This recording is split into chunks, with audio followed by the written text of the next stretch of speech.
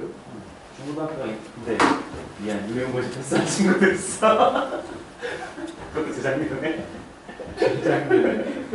자, 마무리합시다. 얼마 안 남았으니까 해서 마무리하도록 하죠. 오늘 한 것 어쨌든 우리가 그 인텔의 32비트 아키텍처 명령어 셋 이걸 이제 공부하는 게 실질적인 목표이고요. 제가 장황하게 2시간 넘게까지 왜 하느냐 그리고 그 명령어 세트 아키텍처라는 것이 계속 여러분이 그냥 선입견적으로 가지고 있던 컴퓨터 아키텍처라는 것과 어떤 관계를 가지며 컴퓨터를 그 소프트웨어 엔지니어 관점에서 바라보는데 아키텍처라는 용어로서 어떤 의미를 가지느냐 요걸 얘기했습니다. 그 요번에 강의 자료를 올릴 때 강의 자료 그 게시물에 몇 가지 뭐 질문들 제가 쓰면서 그 질문 예습해보라고 한 거 있잖아요. 그래서 여러분이 그 수업을 하고 그 질문들 나름대로 이렇게 한두 문장씩 그 답을 할 수 있다라면 이번 수업에서는 어느 정도 이제 기본 최소한 하는 겁니다. 그리고 저는 아무래도 저 넥스트에서는 형식보다는 내실을 더 중요하게 생각합니다. 누구나 뭐 넥스트에서는 다 그렇게 생각하지만 전 더 그렇게 좀 생각하는 사람이라고 보고요. 이제 그래서 여러분 최소한 이런 방식으로 공부를 하십시오. 최소한 이거 가져가십시오. 라고 하고 초기에는 우리 실라버스나 강의 계획서나 이런 데다가는 뭐 출석률이 어쩌고 막 이런 것도 적긴 했지만 사실 그게 큰 의미를 가지는 않습니다. 안 된다고 저는 생각을 하고 각자가 하고 싶은 만큼 자기가 깨우치는 만큼 가져가는 거라고 생각을 하는데 근데 또 한 가지 거기에 약간 모순적이라고 여러분은 불만을 가질 수도 있겠지만 할 때는 그 최소한의 목표만 해야지라고 생각을 하고 그것을 딱 달성했다고 제가 생각하는 순간 자기는 남아있는 게 그거에 한 반은 남아있게 되더라고요. 그래서 하고 있는 동안만큼은 좀 제가 오버해서 푸시하는 것도 이거 한번 해보고 말 그대로 해보고 넘기자 라는 관점에서 수업에서 준비한 내용만큼은 좀 따라와 주시면 좋겠고 이제 앞에 됐던 거는 강의 자료 저기 게시물에 있었던 몇 가지 질문들 그 질문들에 대해서 수업을 마치고 답을 할 수 있으면 최소한 기본 최소는 했다라고 생각되니까 다시 한번 숙제를 하기 전에 숙제나 뭐 혹시나 복습을 하기 전에 그 질문 다시 한번 보는 것도 나름 되돌아보는 리뷰하는 데 도움이 될 거라고 생각합니다. 남은 시간에는 이제 한 발씩 그 인텔 기계요 인텔 어셈블리 코드의 그 재미없는 늪으로 이제 점점 더 들어가고 있거든요. 이제 오늘 마지막에 있는 이 내용 진짜로 이제 막 그 따분한 이제 딱딱 하나씩 외워야 될 것 같은 그런 것들로 이제 들어갑니다. 그래서 그 좀 뭐랄까 공부할 걸로는 막 써서 머릿속으로 외워야 될 것들이 여기에 다 집중이 돼 있어요. 여기는 뭐 말한 건데 근데 저는 이런 것들이 더 중요하다고 생각해요. 어떤 의미를 가집니까? 자, 그럼 하겠습니다. 저번 시간이랑 비교할 때는 이게 더 딱딱하고 그거보다 낫죠. 그거보다 나은 거예요. 네. 그거는 아이 트리플인가 보시. 최소한 간단하게 한다고 했지만 그래도 이제 수학적인 배경 얘기를 하니까 자, 레지스터 얘기를 합니다. 결국 그러니까 또 여러분 큰 흐름 보십시오. CPU 아키텍처를 이해하기 위해서 우리 이제 소프트웨어 엔지니어 입장에서는 결국 CPU라는 것은 메모리에 저장된 프로그램을 갖다가 실행하는 것이고 그 실행된 결과는 레지스터에 어떤 값이 남아있게 된다. 그 남아있는 것을 우리 상태라고 얘기할 수 있는 것이고 CPU의 다음 액션은 그 상태에 의해서 결정된다는 것입니다. 그래서 이 CPU의 아키텍처 특히 인스트럭션 셋 아키텍처를 이해하는데 아주 중요한 것은 이 CPU가 어떤 레지스터를 가지고 있냐를 이해하는 것부터 시작을 하게 되는 것입니다. 여기 소개된 것은 이제 앞으로 뭐 이걸 적지 않건 특별한 말이 없으면 다 인텔 아키텍처 IA32 인텔의 32비트 아키텍처를 기준으로 얘기를 하고 있습니다. 우리 교재를 보면은 64비트에 대해서 조금씩 뒤에 있어요. 그리고 저도 한 2번 정도에 걸쳐 가지고서 64비트 아키텍처와의 차이점을 살짝은 언급할 거예요. 그런데 그냥 32비트를 기준으로 해서 동작을 이해하시기 바랍니다. 그린 8개가 있습니다. 하나, 둘, 셋, 넷, 다섯, 여섯, 일곱, 여덟. 이거 레지스터입니다. 그리고 레지스터는 그 하나만 딱 떼놓고 보면은 메모리예요. 여러분 지난번에 메모리라는 것은 그냥 우리 데이터 얘기할 때 바이트들이 쭉 어레이고 비트들이 쭉 저장되어 있는 어떤 그냥 창고 같은 거라고 했잖아요. 그래서 그걸 바이트가 아니고 주소로 인덱싱, 어드레싱을 하는 거라고 했습니다. 레지스터도 기본 소자는 비트를 저장하는, 그러니까 전기가 들어가 있는 한 어떤 값을 계속 유지하는, 이게 사실 여러분이 이제 하드웨어를 좀 이해하면은 레지스터는, 이게 메모리는 상당히 신기한 물건이에요. 제가 계속 이 컴퓨터의 반도체들은 그냥 전기가 흘러가는 거라고 했습니다. 전기라고 했습니다. 전기는 이제 흘러가는 거거든요. 전기는 흘러가는 것이기 때문에 불을 켤 수 있고 내가 깜빡하게 되면 뭔가 여기가 의미를 담을 수 있지만 지속되진 않아요. 그 순간 지나가 버리면 없어지는 거거든요. 근데 메모리라는 거는 전기를 끄지 않는 한 그대로 남아있어요. 그러니까 전기가 남아있다는 거죠. 그것에 여러분이 알고 있는 것 중에 대표적인 건 뭐냐면 배터리예요. 배터리는 배터리가 전기지 않습니까 하면 또 좀 말이 꼬이는데, 어쨌든 우리 발전소에서 전기가 끊어졌음에도 불구하고 배터리는 전기를 담고 있잖아요. 원칙적으로 우리들이 컴퓨터에 사용하는 아주 큰 메모리는 배터리입니다. 배터리가 4기가계가 있는 거예요. 그러니까 컴퓨터 시스템에서 메모리는 배터리가 충전이 되어 있느냐 방전되어 있느냐 이것만 해요. 충전되어 있으면 1, 방전되어 있으면 0 이렇게 합니다. 그래서 메모리 4기가를 나타내기 위해서 4기가계 42억 개의 배터리가 있는 거예요. 웃기죠? 말이 안 되는데 그런 요소, 그거에 이제 뭐 우리 전기요소는 컨덴스 캐패시터 이렇게 해가지고 작은 충전지가 들어가 있게 됩니다. 그런데 그거는 우리 밖에 있는 메모리예요. 램. 근데 이 CPU 안에 있는 메모리는 그걸 넣기가 힘들거든요. 그걸 넣기가 힘들어요. 그래서 전기 회로인데 뭔가 저장해요. 하여튼 신기합니다. 기회가 되면 우리 프로세스 설계를 살짝 소개하는데 슬라이드 자료 넣어놓기는 했는데 그 시간이 되면 약간 한 10분 정도 돼서 그때 한번 다시 한번 얘기해요. 어쨌든 신기한 거지만 알고 보면 신기한 건데 이 레지스터는 메모리의 일종이고 비트를 저장한 건데 단 차이점은 뭐냐? 우리가 알고 있는 메모리의 차이점은 어드레스가 없습니다. 레지스터는. 우리가 알고 있는 기본적인 메모리는 다 0번지, 1번지, 2번지, 3번지 이렇게 어드레스로서 다 지정을 해요. 어떤 위치를. 그런데 레지스터라는 것은 CPU 안에 들어있는 어쨌든 반도체 소재로서는 메모리인데 어드레스는 없고 이것을 가리키는 이름만 있어요. 이제 사람한테는 이름이 있는 거고 실제 CPU한테 이름이 아니라 번호가 되겠죠. 사실 그걸 어드레스라고 할 수도 있지 않느냐라고 하겠지만 개수가 8개밖에 없는 거예요. 8개밖에 없기 때문에 이걸 어드레스라고 얘기하지 않아요. 그리고 어드레스라면 눈치를 챌 수 있는데 이 레지스터 하나가 32비트입니다. 32비트. 그래서 워드라고 표현할 수도 있는데, 그리고 보통 얘기하면 워드인데 첫 번째 바이트, 두 번째 바이트, 세 번째 바이트 이렇게 얘기해서 0번, 1번, 2번, 3번 이렇게 하는데 그런 주소가 없다는 겁니다. 그냥 레지스터 1번, 레지스터 0번, 레지스터 1번, 레지스터 2번 이런 식으로 표현을 해요. 기계에서도 우리는 이렇게 뭔가 어셈블리처럼 이름을 붙이는데 CPU 안에서는 1, 2, 3, 4 표시를 하긴 하는데 사실 그걸 어드레스라고 하지는 않습니다. 실렉팅 하는 거죠, 실렉팅. 하여튼 그런 식으로 되어 있는 게 레지스터의 특성이 되겠습니다. 그리고 또 아까 좀 전에 우리가 여러분이 알고 있는 4기가의 메모리, 8기가의 메모리는 기능적으로 보면 배터리 같은 기능이에요. 배터리. 충전, 방전 이건데 이런 CPU 안에 있는 것들은 그건 아니에요. 그래서 좀 빨라요. 충전, 방전은 좀 이렇게 막 뭔가 좀 느낌상으로도 충전하는 시간, 방전하는 시간이 있어가지고 동작이 좀 느립니다. 메모리가 엄청 빠른 것처럼 보이지만 이 CPU 3개 들어보면 좀 느려요.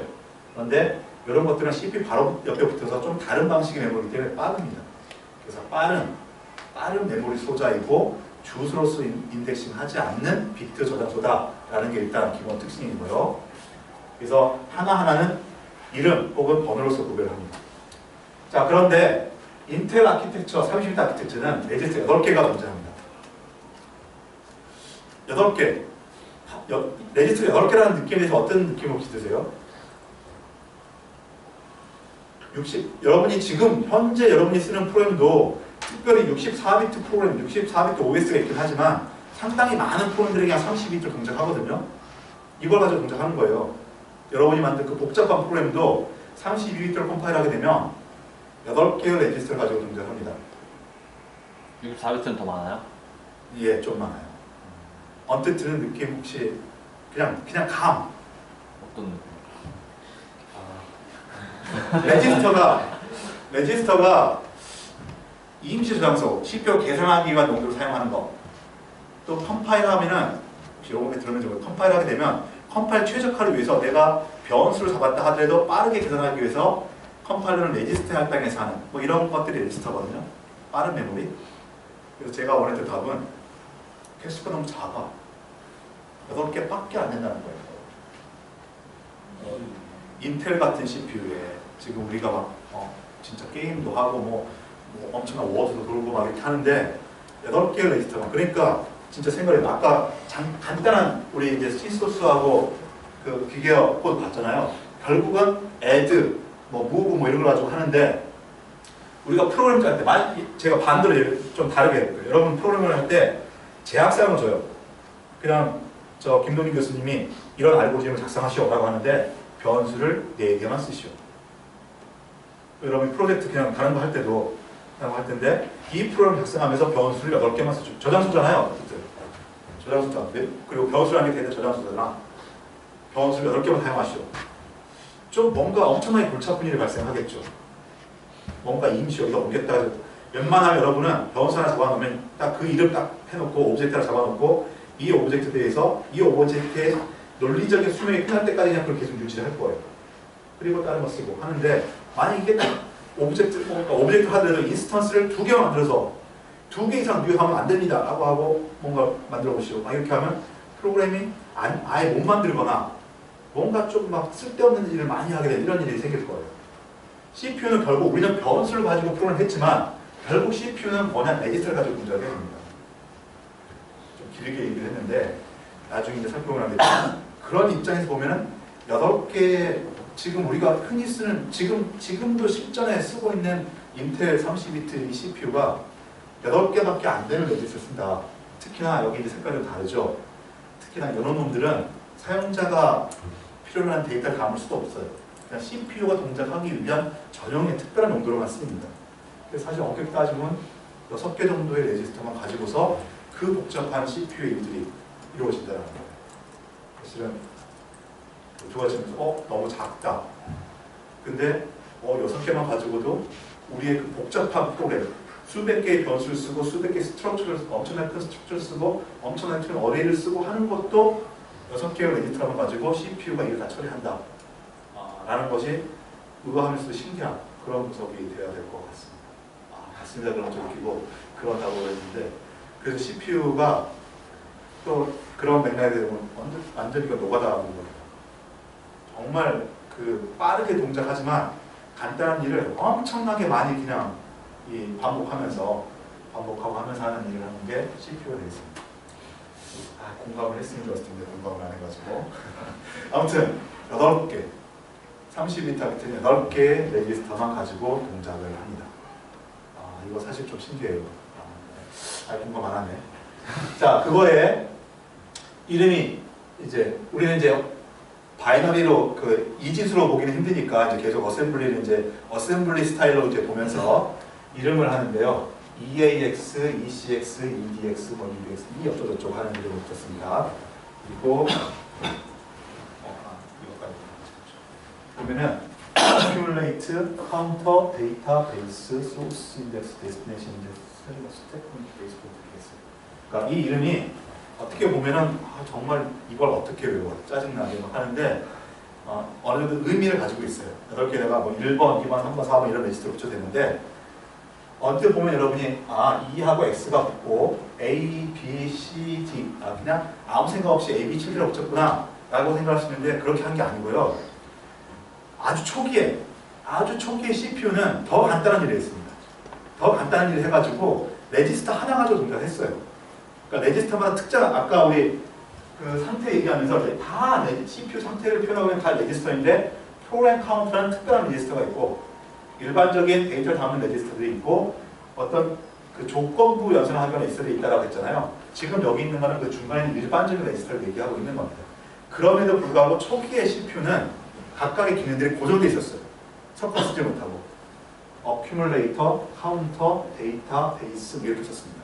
이게 뭐냐면 초기 컴퓨터의 주된 일은 그냥 계산기였어요. 전자계산기. 전자계산기여서 어떤 데이터가 있으면 데이터를 계속 뭐 여기 템포럴에다가 입력되어 있는 인풋 데이터를 계속 씌웠으면 이렇게 이런 식으로 뭔가 작업을 하고 이 작업한 게 조금 있겠지만 그걸 계속 누적해서 해서 이 값이 결국 뭐가 되는가? 그러니까 뭐 그 초기 1900년대 초 1800년도 말 이때 어떤 계산 개념이라는 회계 계산 이런 거 할 때 산수 숫자를 사람이 막 하는 거 귀찮으니까 기계로 만들었는데 그 기계가 하는 주된 일이 산술 연산해가지고 그 결과를 어떤 식으로 계속 누적해가지고 최종적으로 결과를 보여주는 거. 이게 이제 컴퓨터의 기본적인 기능이었어요. 그래서 컴퓨터 기능 중에 어큐뮬레이터, 누적하는 거. 그걸 하나님께 저장소를 CPU에다 뒀습니다. 여기에는 계속 계산을 더한다. 그리고 그걸 몇 개, 몇 번 하느냐. 카운팅하는 거. 그 다음에 여기 데이터, 밖에서 들어오는 거. 또는 중간 계산하는 거. 이런 거. 그리고 말도 베이스, 기본이 되는 데이터, 밖에 들어오는 데이터. 초기의 컴퓨터라고 하기보다는 계산기, 자동 계산기 이런 식의 요소를 가지고 있었던 거죠. 이런 요소들이 CPU를 설계하면서 그냥 이름은 그대로 가져왔어요. 그래서 Extended Accumulator Register, Extended Count Register, Extended Data Register, Extended Base Register 이렇게 붙어요. 여기 Extended는 왜 붙었냐? 인텔에서만 이렇게 붙여요. 인텔에서만 이렇게 붙이는데 인텔의 첫 컴퓨터는 16비트 컴퓨터였어요. 그래서 첫 컴퓨터는 8086 같은 데는 16비트 레지스터가 있었습니다. 이게 32비트로 오면서 베이스 레지스터를 또 따로 붙이자 그냥 Extended Base Register 이렇게 붙였던 거죠. 그래서 이제 이런 이름이 붙었습니다. 그리고 어느 의미가 됐고 소스 인덱스, 데스티네이션 인덱스는 또 뭐냐? 이건 데이터가 어레이 같이 이쪽 뭔가 계산하는데 이런 어레이 같은 형태를 주어질 때 소스 이쪽 인풋 쪽이 이렇게 카운팅해서 이 카운트하고 같은 의미지 않습니까? 라고 할 수 있는데 여기서의 의미는 저기 카운트의 의미는 어떤 연산을 몇 번 하느냐 뭐 이런 의미라면 데이터의 몇 번째냐를 나타내기 위해서 인덱스가 하는 거예요. 소스, 데스티네이션은 저장할 위치 뭐 이런 의미로 인해 가지고 이런 네이밍이 붙었습니다. 그래서 혹시나 여러분이 이제 이 네이밍과 이런 게 짜증이 난다면 이런 연구관계 하면 조금 더 괜찮을 거다라는 거죠. 그런데 실질적으로는 이거는 아무 의미가 없습니다. 아무 의미라기보다는 거의 의미가 없어요. 말 그대로 이렇게 6개를 통째로 붙인 것처럼 뭐 이름은 네이밍을 그렇게 붙였지만 여러분이 마음대로 쓰면 됩니다. 만약에 여러분이 어셈블리 프로그램을 한다면 이것들을 그냥 마음대로 자기 변수 쓰듯이 갖다가 그냥 쓰면 돼요. 쓰면 되는데 이제 여러분이 어셈블리 코딩을 안 하잖아요. 컴파일러가 컴파일합니다. 그럴 때 컴파일러는 가급적이면 각 레지스터에 이거이든 이거와 좀 다르든 좀 의미를 부여해줬습니다. 그래서 그걸 레지스터의 컨벤션이라고 얘기를 해요. 그래서 여러분이 어떤 필요에 의해 가지고서 전체 프로그램의 비계어의 일부만 붙인다. 이럴 때 레지스터들의 컨벤션을 좀 이해를 해야 됩니다. 그러니까 마음대로 쓸 수 있는 거지만 지금까지 얘는 이런 값을 써왔기 때문에 거기 레지스터에는 특정한 값을 넣어야지 내 마음대로 그냥 번수 값을 넣어버리면 오류가 날 수도 있다. 아무튼 이제 그런 의미를 가지고 있는 게 레지스터입니다. 그러니까 기본적인 동작은 CPU가 어떤 계산을 하고 데이터를 옮겨온 데 있어가지고서 CPU가 직접적으로 처리할 수 있는 데이터를 저장하는 32비트의 메모리인데 이것을 우리가 프로그램 로직에서 사용하기 위해서 약간은 이런 네이밍을 붙여놓고 그 용도에 맞게 쓰고 있다. 그러면서 보면은 사실 자유롭게 변수처럼 쓸 수 있는 레지스터는 더 줄어듭니다. 그래서 사실 컴파일러가 정말 대단한 걸 느낄 수 있는데요. 아무튼 그렇게 사용하는 게 인텔의 레지스터들이고 여기 회색으로 보여준 것들은 16비트부터 출발했고 또 아까 이제 데이터의 그 어셈블리 명령의 특성 얘기할 때 데이터는 1바이트 데이터도 계산할 수 있고 2바이트, 4바이트 이렇게 계산하는 것들이 따로따로 있다고 했죠. 그걸 또 지원하기 위해서 레지스터를 내가 필요로 하면 32비트 중에 이것만 써서 계산할 수도 있습니다. 그때 명령어가 달라요. 아예. 그러니까 똑같이 어떤 레지스터를 계산해라 라고만 하게 되면 나는 실제 유저는 여기에다가 의미 있는 데이터를 저장했다 하더라도 이 32비트 전체를 계산합니다. 그런데 어떤 명령어로 바이트 계산해라라고 하면 이것만 따로 계산한다는 거죠. 또 워드, 이제 CPU의 워드는 16비트, 인텔 16비트라고 했죠. 워드 계산해라라고 하면 16비트로 계산합니다. 그리고 롱 워드로 계산해라 라고 되면 32비트로 계산합니다. 이렇게 구분해서 쓸 수 있습니다. 그 구분해서 쓸 수 있는 게 여기 보시면 그 전체 다 16비트로 쪼개서는 계산할 수 있고 바이트로 계산할 수 있는 건 위에 있는 4개만 그렇게 할 수 있습니다. 이것들은 또 바이트 안에는 접근할 수 없다는 거죠. 그리고 옆에 붙어 있는 이름은 이제 이건 어셈블리에서 표현하는 건데 32비트로 접근할 때는 이런 이름으로 어셈블리 코드에 표현이 됩니다. 16비트로 접근할 때는 이런 식의 2를 뺀 이름으로 되고 8비트로 접근할 때는 X 대신에 A 레지스터의 하이 바이트, A 레지스터의 로우 바이트 이런 식으로 표현합니다. 그래서 여러분이 혹시 이제 어셈블리 코드를 볼 때 레지스터 이름이 이렇게 표현되고 이렇게 표현되고 이렇게 표현됐을 때 그것들이 가리키는 의미가 뭐다라고 좀 이해하시면 되겠습니다. 그 다음에 8개 레지스터 중에서 이제 아예 색깔이 좀 다르죠. ESP, EBP라는 레지스터가 있습니다. 이거는 이제 이름 네이밍을 보면은 스택 포인터, Extended Stack Pointer, Extended Base Pointer라는 뜻입니다. 포인터, 주소죠. C에서 얘기한 것처럼. 그래서 이 두 레지스터는 주소값을 저장하고 있습니다.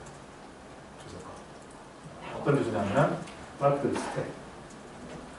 여러분은 이제 OS는 했으니까 프로그램의 메모리 주소. 근데 이제 프로그램은 실질적으로 다 이제 가상 주소를 쓰죠. 가상 주소 물리 주소는 구글 당연히 여러분 구별할 수 있어야 될 거고, 아까 저는 텍스트 되니까 hit, 스택 이런 식으로 이제 크게 나눠줍니다. 이때 이 프로그램이 동작할 때 어떤 함수 프로시저의 호출 관계는 이 스택을 이용해서 메모리 데이터를 처리한다라고 했습니다. 그럴 때 이 스택 ESP 레지스터는 현재 여기 이제 텍스트를 보면은 함수들이 여러 개가 있겠죠. 메인 함수 코드가 있을 거고, 어떤 A라는 펑션의 코드가 있을 거고, B라는 펑션의 코드가 있을 거고, 또 링크한 또 다른 함수의 코드가 있을 거고 이렇게 합니다. 근데 각각 호출 관계가 이제 언제 호출될지에 따라 다르기 때문에 메모리를 직접 할당하지 않고 호출될 때만 스택에다가 메모리를 할당하는 게 이 스택의 용도가 되겠죠. 그럴 때 이 함수 부분이 실행될 때 스택이 항상 똑같은 위치가 아닙니다. 언제 실행되냐에서 스택은 달라지죠. 그래서 현재 이 코드가 실행될 때 내가 접근할 스택의 위치는 어디냐라고 담고 있는 게 이 스택 포인터입니다. 8개의 레지스터가 있지만 실제로 스택 포인터, 베이스 포인터는 아까 프로그램 카운터 레지스터처럼 내 마음대로 어떤 변수 데이터 값을 저장하기 위해서 쓰는 것라기보다는 이 프로그램이 실행되기 위해서 필요한 정보, 스택에 대한 정보를 담고 있는 레지스터입니다. 그래서 이 두 개는 붉은색을 표시한 것처럼 함부로 사용하면 안 됩니다. 함부로 사용하면 안 되는 거죠. 사실은 기능적으로는, 하드웨어적으로는 그런데 얘나 똑같습니다. 여러분이 어셈블리 코딩을 만약에 한다 라고 하게 되면 여기다 값을 아무나 넣을 수 있어요. 여기다 값을 넣을 수도 있고 계산도 할 수 있어요. 그런데 이거 역시 컨벤션이, 이 레이스 쓰는 컨벤션이 이 두 개는 이런 것들은 어느 정도 좀 이제 조금 허용이 되는데 이 두 개는 언제나 이걸 가지고서 이런 용도로 쓰고 있기 때문에 저기다가 여러분이 마음대로 어떤 값을 집어넣으게 되면 프로그램이 깨질 수 있습니다. 이 프로그램을 의도적으로 깨는 사람이 있는데 그게 해커입니다. 해커들이 하는 가장 베이스적으로 흔한 일 중에 하나가 바로 이런 값을 그러니까 지금 동작하고 있는 프로그램의 보안의 허점, 보안의 홀 이런 걸 얘기를 하는데, 우리 지난번 데이터 시간에서도 어떤 함수 부를 때 데이터 미스매칭이 돼가지고 얘가 접근할 수 없는 다른 영역을 접근할 수도 있다고 했죠. 그거 비슷하게 자기가 뭔가 호출하는 데 있어가지고 그 보안의 허점이 있으면은 사실 그러니까 그때는 이렇게 하면 데이터가 깨진다 또는 커널 데이터를 내가 읽을 수 있다라고 했지만 뭐 읽을 수 있다고 해도 의미 없는 데이터는 필요가 없을 텐데 이런 것들을 다 계산해가지고 그 보안 허점에 딱 맞춰가지고서 이 스택 포인터나 베이스 포인터 값을 내가 원하는 값을 다 덮어 쓰게 되면 프로그램의 흐름이 원래 커널을 만들 때 예상된 흐름이 아니라 다른 흐름으로 갈 수가 있는 겁니다. 스택이 바뀌니까. 여기서 스택이 바뀌니까 스택에 저장되는 주요한 위치 중에 하나가 얘를 실행하다가 리턴이 되면 어디로 갈까요? 여기서 만약에 얘를 호출했다. 그럼 리턴되면 여기로 가야 되는 거거든요. 그 여기로 가야 되는 게 스택에 저장되어 있는데 저 값을 바꿔가지고 이 위치를 이 유저가 얘기했던 다른 주소 로 옮겨가게 만듭니다. 그럼 여기다가는 유저의 커널의 어떤 코드가 아니라 유저의 코드로 옮겨가도록 바꿔줘 버리는 거죠. 그럼 커널 모드 상태에서 유저의 함수가 실행돼요. 그래서 유저가 루트가 되는 이런 문제. 그래서 의도적으로 그렇게 깨는 용도로 사용하지만 그건 곧 프로그램이 망가진 거기 때문에 이 두 개의 레지스터는 스택을 다루는 데만 써야 된다는 거죠. 어쨌든 그렇게 컨벤션이 되어 있습니다. 요거는 이름이 쉬운데 요거는 베이스 포인트 좀 어렵죠. 이거 뒤에 두 개 다 스택을 다루는데 써야 될 것이고 베이스 포인트라는 것의 의미는 이후에 다음에 소개할 거는 오늘은 기본적인 명령, 이제 인텔 32비트 아키텍처 인텔 인스트럭션 셋의 기본 구조, 레지스터가 어떤 것들이 있느냐, 명령어에 아까 이제 샘플로 간단히 add가 있고 82bp 뭐 이런 게 있고 EAX가 있으면 뭐 어떻게 하나 기억을 했는데 요것의 기본 구조만 오늘 살펴보고 오늘 마무리를 하겠습니다. 이게 기본 구조입니다. 우리가 앞으로 보게 될 인텔 32비트 아키텍처, 사실은 인텔뿐만 아니라 모든 어셈블리, 우리가 알고 있는 대부분의 CPU는 이런 구조, 여기까지 갔습니다. 명령 코드 플러스 오퍼런드. 오퍼런드 형식이 이제 이 CPU 아키텍처, 인스트럭션 셋 아키텍처 어떻게 설계하냐에 따라서 오퍼런드 형식들, 또 종류들 이런 것들이 막 달라지는 것이 되는 거죠. 요거는 거의 똑같습니다. 그래서 어떤 명령, add라는 명령어, move라는 명령어 있고 그것에 add, move를 하는데 오퍼런드, 뭘 가지고 하느냐, 인자가 되는 거죠. 그리고 어디에다 결과를 저장하느냐, 그걸 표현하는 겁니다. 그래서 기계어 명령어는 굳이 인텔 아키텍처가 아니더라도 기계어 명령어는 다 이런 식으로 100% 이거 제가 100% 명령 코드 플러스 오퍼런드로 구성됩니다. 이 구성 관계가 이제 어떻게 디테일하게 설계되느냐가 아키텍처에 따라서 조금씩 달라지는 거죠. 여기는 인텔 32비트 아키텍처의 구조를 얘기를 하고 있습니다. 그래서 우리가 이제 이런 명령을 이해하는 데 있어서는 명령의 종류를 이해하는 것 중요한데 이걸 어셈블리로 보게 되면 명령어의 종류는 그다지 이제 우리가 처음 살펴볼 것들은 많지 않고 이름에서 거의 알 수 있습니다. move, add, subtract, multiply 등등 push, pop 그런 것들이 알 수 있고 이제 이 어셈블리 코드를 이해하는 데 있어서 여러분이 좀 골몰을 써야 될 부분들은 이 부분. 오퍼런드가 인텔 아키텍처, 인텔 30 아키텍처는 두 개가 들어갑니다. 여기 아키텍처가 달라지면 ARM이나 이런 데는 세 개를 넣을 수 있습니다. 그래서 이 두 개를 연산해 가지고 세 번째 데를 저장하라. 이런 식으로 할 수가 있습니다. 그게 CPU마다 조금씩 달라지는 거죠. 인텔은 두 개입니다. 그런데 항상 두 개냐 그게 아니라 두 개 있는 것이 가장 일반적인 형태고 어떨 때는 하나만 있을 수 있습니다. 또 어떨 때는 아예 없을 수가 있습니다. 명령어만 있을 수가 있습니다. 이런 식으로 이제 표현이 되는데 어쨌든 있다라면 이 오퍼랜드라는 것이 어떻게 표현되는가 이 점 요거 지금 간단히 설명하겠습니다. 큰 범주는 소스와 데스티네이션이라고 얘기를 합니다. 여기가 소스, 뭐 입력, 데스티네이션, 그러니까 출력 이렇게 얘기할 수 있는 거죠. 그러니까 이걸 뭔가 조작을 해가지고 여기다가 저장 이게 되는 겁니다. 근데 대부분은 일반적으로는 보통의 이 연산은 이것 두 개를 조작을 해가지고 여기다 저장하는 뭐 이런 식으로 쓰는 거죠. 그러니까 연산에 따라 조금 다릅니다. 무브 같은 경우는 정말 소스 데스티네이션이죠. 무브는 이걸 가지고 와서 여기다 저장. 당연히 말 뜻이 이렇게 되니까. 또 add 같은 경우는 이것 두 개를 더해가지고 여기다 저장. 이런 식으로 저장하는 거죠. 그랬을 때 이 오퍼런드는 어떤 식으로 표현되느냐? 그 오퍼런드는 세 가지 종류가 있습니다. 대상으로. 이거는 인텔에서 표현 방법이기 때문에 어쩔 수 없어요. 그냥 우리가 뭐 외우든지 쟤네들의 명칭이죠. 근데 사실 여러분이 이해하기 쉬우면 이건 컨스탄트입니다. 상수, 숫자. 그리고 레지스터, 메모리. 이거는 뭐 알 수 있겠죠. 이미디어트는 컨스탄트 의미하는 겁니다. 자, CPU의 동작을 한번 다시 생각해 보십시오. 이게 CPU, 메모리. 그 CPU의 동작은 스테이트를 유지하고 있으면서 메모리에서 명령 하나 가져서 작업하고 그 다음 작업하고 합니다. 그러니까 여기서는 그러면 해야 될 명령어 여러 종류가 있고 어떤 한 명령어가 있으면 어떤 작업을 하느냐? 자기 뒤에 있는 오퍼런드를 가지고 작업을 합니다. 그럼 오퍼런드는 CPU가 작업을 할 대상물인데 그 대상물이 뭐가 있냐는 거죠. 당연히 뭐가 있겠습니까? 레지스터 있겠죠. 레지스터를 가지고 뭔가 작업할 수 있겠죠. 또 메모리를 가지고 작업할 수 있습니다. 여기 뭐 가져온다라고 했는데 메모리를 가지고 또 한 가지 더 있는 게 상수라는 거죠. 이거죠. add를 하는데 EAX 레지스터에다가 EAX 레지스터에다가 10을 더해라. 원래 EAX를 가지고 있는 값 이거 두 개죠. 이거 더하기 이거 해서 결과를 EAX에다 저장해라. 이런 것들도 있거든요. 우리 또 이런 것도 있잖아요. 우리 C 코드에도 integer i 해가지고 여기다가 10 이런 것들도 있잖아요.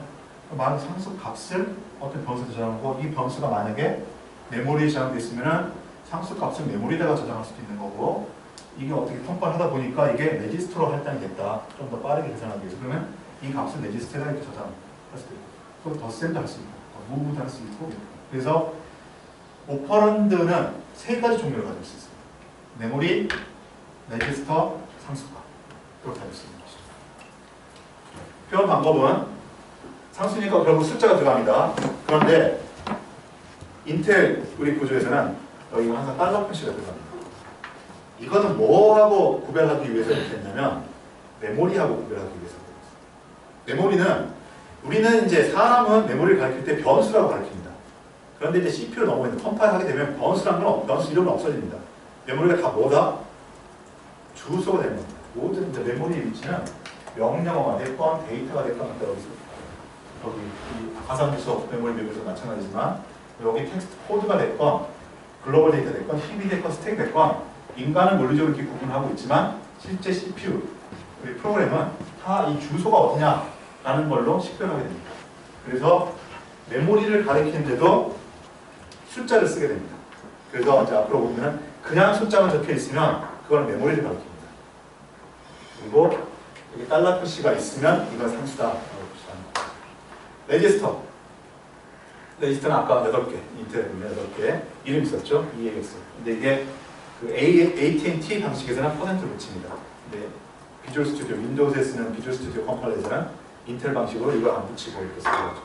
이게 또 재밌는 게 컨벤션입니다. 약속입니다. 그래서 좀 혼돈이 되는데 만약에 여러분 GDB라는 아까 디버거 소개했잖아요. GDB에서는 또 이걸 안 붙입니다. 좀 헷갈리죠.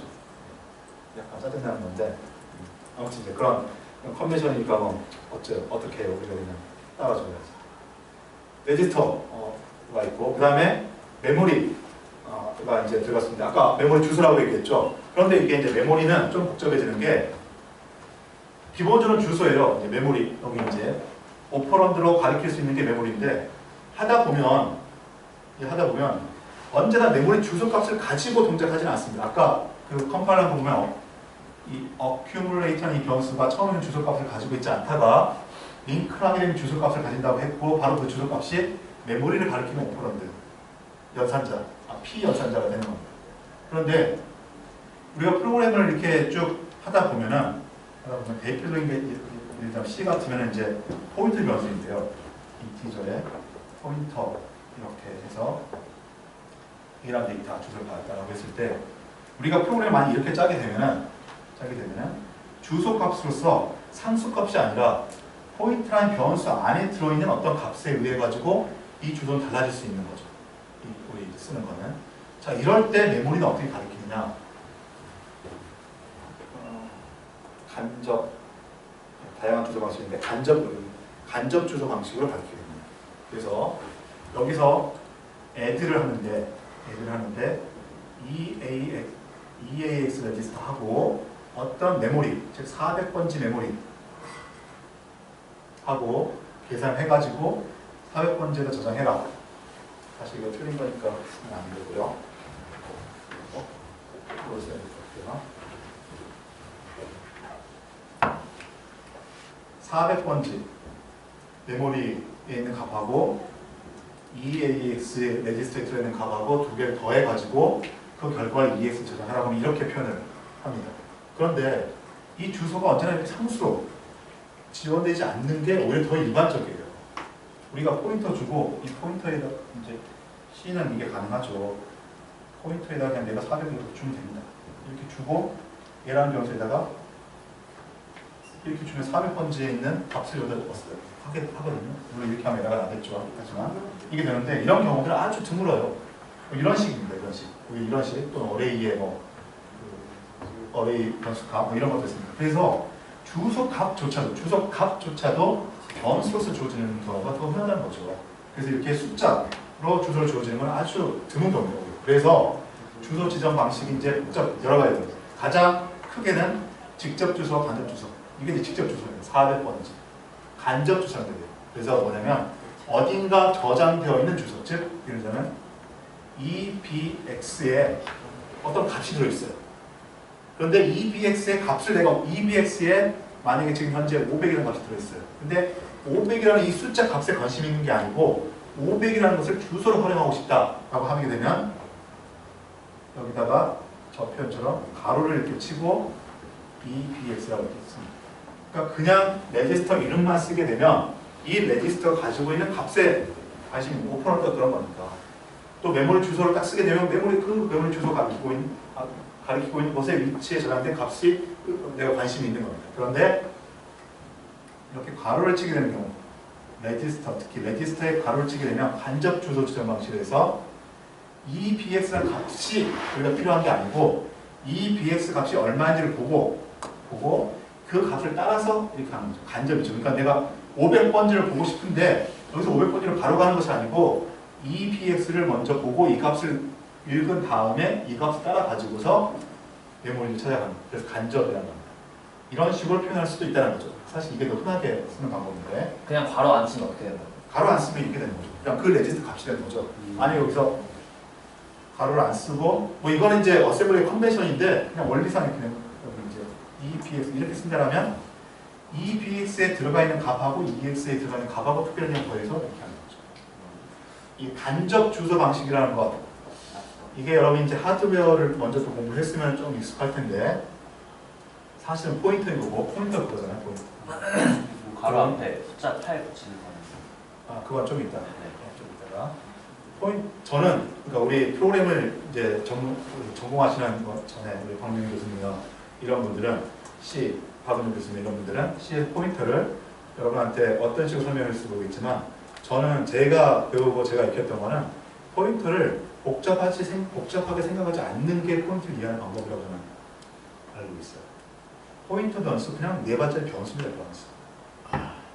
변수인데 그것을 어떻게 활용하느냐는 거죠. 그냥 변수면은 여기에 들어있는 값에 관심을 가지는 거예요. 여기에. 그리고 이제 아키텍처까지 배우면 여러분이 어떤 느낌을 받냐면 이거는 변수 이름이지만 결국 이게 뭘 가리키느냐 메모리 주소를 가리킵니다. 그래서 얘가 가리키고 있는 위치에 값이 내가 보고 싶은 거예요. 그런데 이게 포인트가 된다. 포인트가 된다. 그러면 이건 무슨 의미냐? 여기에 들어있는 값에 관심이 있는 게 아니고 간접 해가지고 이것을 통해서 얘가 어떤 값이 A라는 값이 들어있을 거잖아요. A라는 값으로 가리키고 있는 메모리의 위치. 이게 관심이 있다는 거죠. 사용하는 방식만 다르다고 하게 되면 이게 이제 포인터 연산이 막 복잡해지고 우리 프로그램 문제에서 나온 걸 하게 되면 저도 언뜻 바로 못 풀어요. 그런데 마치 우리가 근해 공식을 모르면은 2차 방식을 못 풀지만 근해 공식이 어떻게 나온 건지 알면 어쨌든 꾸역꾸역 해가지고 풀 수 있겠죠. 저는 그렇게 해서 안 잊어먹는 것 같아요. 안 그러면 잊어먹더라고요. 저 같은 경우는. 아무튼 포인터와 같은 겁니다. 지금 얘기하는 것이. 자, 그럼 계속 얘기하는 거는 다시 또 여러분이 착각에 빠지지 말아야 될 게 그럼 역시 C에서의 포인터 쓰는 방법 그럼 어셈블리에서 주소를 지정하는 방법 역시 프로그램 랭귀지를 하고 있군. 이게 아니라 CPU는 이런 아까 다시 CPU를 그리면 CPU는 ALU가 할 수 있는 이런 어떤 연산을 하는데 그 연산에 대상자가 있다는 거죠. 대상자를 어떻게 지정하느냐 이렇게 지정할 수 있다는 겁니다. 그 중에서 이 두 개는 비교적 간단해요.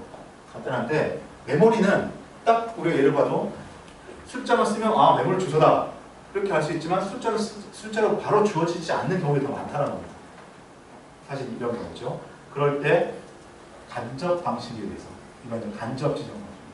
그러니까 어쨌든 내가 지금 적은 거는 EBX예요. 그런데 EBX를 직접 참조하는 것이 아니라 EBX를 거쳐서 EBX 안에 담겨 있는 어떤 다른 위치를 가리키는 거죠. 그래서 간접이 된다. 이것이 이제 여러분한테 또 프로그램하고 설명하기 위해서 포인트를 계속 얘기할 겁니다. 그래서 따지고 보면은 우리 컴퓨터에서 뭔가 데이터를 조작하고 메모리를 간다는 거 다 근본적으로 컴퓨터 시스템의 메모리 구조, CPU 구조 여기 다 나온 겁니다. 다 근본을 따져서 이해해 보면. 그러니까 여러분이 뭔가 좀 다른 방식 포인트를 쓰고 싶다라는 거는 어쩌면은 컴퓨터 새로운 걸 설계한 거 되는 거예요. 우리가 알고 있는 컴퓨터 폰 노이만 구조의 아키텍처 그리고 메모리는 어들의 주소에 의해서 인덱스된다 이런 걸 기본으로 깔고 있기 때문에 이 명령어 구조도 이렇게 되고 C 같은 C++ 같은 데서의 포인터 구조도 그렇게 가는 겁니다. 좀 벗어날 것 같지만 그런 맥락에서 앞으로 실제로 보면 조금 되게 복잡하고 혼동이 될 거예요. 살펴봐 주시기 바랍니다. 오늘 여기까지만 하고 조금 이제 너무 아쉽긴 한데 기본적으로 레지스터와 명령어의 기본 형식을 알아간다라고 생각하시고 다음 시간에 이제 원서이가 질문했던 것처럼 이 메모리 레인지 하는 아까 숫자 같은 게 붙어 있는 게 있었죠. 여기는 얘기가 없구나. 숫자 같은 게 붙어 있는 게 있는데 그걸로 조금 더 이쪽 메모리 부분을 확장한 이후에 이제 진짜 어셈블리 코드로 프로그램이 어떻게 만들어지는지 이제 살펴보도록 하겠습니다. 수고했습니다. 고맙습니다.